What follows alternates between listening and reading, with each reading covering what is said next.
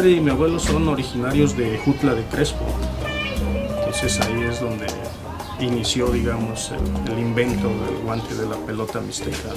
El inventor, digamos, del guante fue mi abuelo, que se llamó Daniel Pacheco Ramírez. Él era carnicero,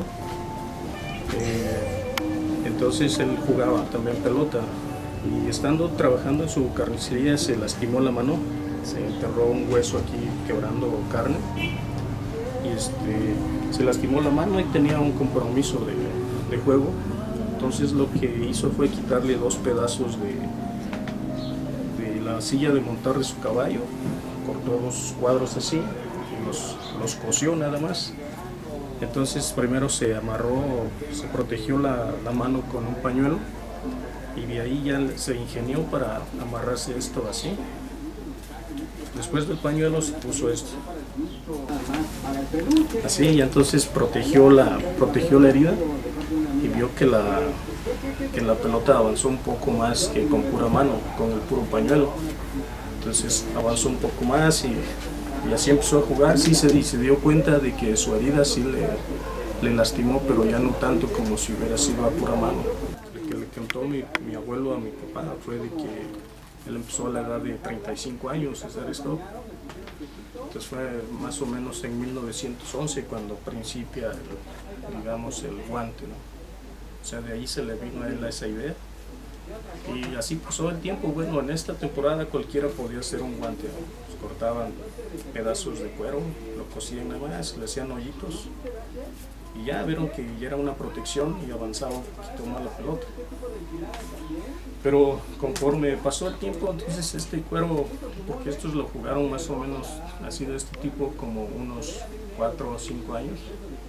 Entonces con el tiempo vieron que como la mano suda, se humedeció el cuero y empezó a agarrar esta forma de la mano. O sea, le empezó a dar vueltas. Y así ya fue quedando, se fue secando y así fue agarrando ya la forma de la mano. Entonces ya después de que vio eso, ya le quedó el guante así. O sea, ya le dio esta forma.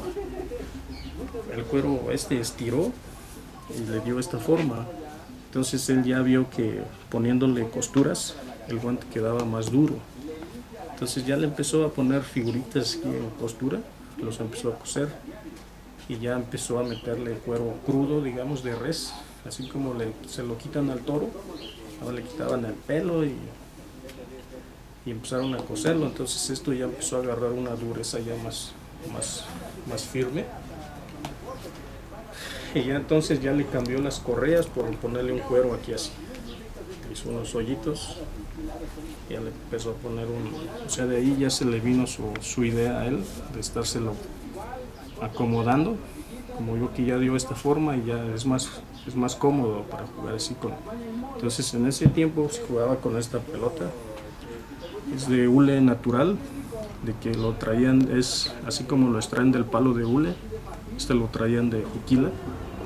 Entonces es muy blanda la pelota, entonces cualquiera podía hacer su pelota, nada más compraba su hule.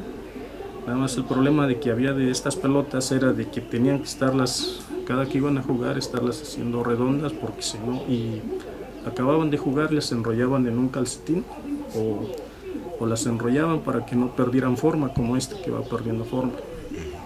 Y así cada 8 días o tenían en su casa colgadas sus pelotitas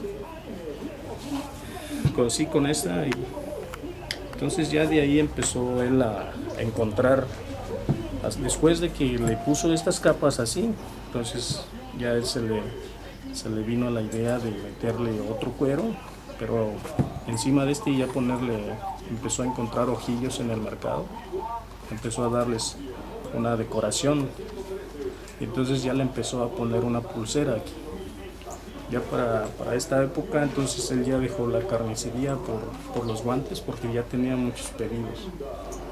Entonces ya cada 8 días le encargaban, ese mi papá que le contaba, que llevaba su docena de guantecitos a vender, que ya se dedicaba de lleno a hacer esto. Este guante fue de él, yo nada más lo reconstruí un poco, porque todavía lo conservo, o sea, es original las partes de acá adentro. Pero ya para entonces ya habían pasado 15 años más o menos de aquí ya lo jugaban como en 1930. Entonces la evolución fue también de la pelota y del guante, porque conforme vieron que ya tenía capas de cuero, entonces la pelota ya era más rápida y los campos eran cortos. Entonces tuvieron que acortar, o sea, vieron la forma de cómo ya no se fuera tan fuerte la pelota lejos, tuvieron que agrandar la pelota para que ya no tuviera tanta velocidad. Y así, entonces vieron, ya empezó a encontrar mi abuelo en el mercado clavos de media pulgada son estas.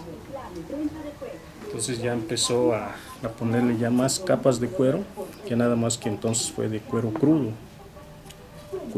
y aquí ya le empezó a poner clavitos. Entonces ya con ya el que tenía un guante de estos ya era un super jugador, porque ya tenía un guante con clavos, decía, ¿no? Entonces ya la pelota iba de acuerdo con el guante y la pelota. Entonces ya empezaron a agrandar el campo, porque vieron que la pelota ya era más rápida. Antes dije mi papá que le cuenta a mi abuelo que nada más los campos eran aproximadamente de 50 metros de largo, no muy largos. Ahorita en la actualidad son de 100 metros mínimo para una jugada de primera. Entonces fue cambiando el guante y aquí ya vieron que la pelota era muy rápida, entonces tuvieron que agrandarla. Pero aquí como ya vieron que la agrandaron, entonces ya con este tamaño de guante ya se sentía. Entonces tuvieron que agrandar también el guante un poco. Esta es una reliquia que esto se jugó en 1950, estos son de los 50.